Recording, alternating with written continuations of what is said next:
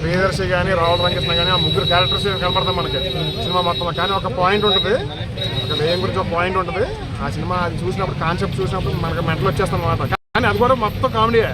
దాదాపు సినిమాలో ఎక్కువ శాతం కామెడీయే ఉంటుంది.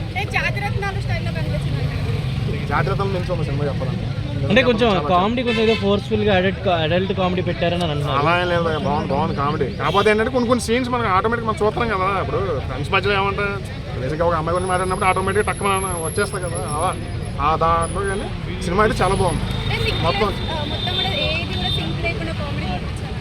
అలా ఏం లేదు, బాగుంది సినిమా, చాలా బాగుంది. లాగే అనిపించింది చెప్పినాక మొత్తం అవుట్ అండ్ అవుట్ ఫ్యామిలీ అందరూ చూడొచ్చు.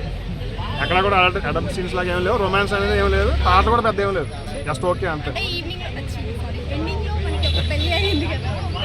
అది ఏదో సాంగ్ ఏదో పర్లేదు అంతే, సాంగ్స్ పరంగా ఏం లేదు. కానీ సినిమా అయితే చాలా బాగుంది, అందరూ చూడొచ్చు, ఫ్యామిలీ ఆడియన్స్తో సహా అందరూ చూడొచ్చు.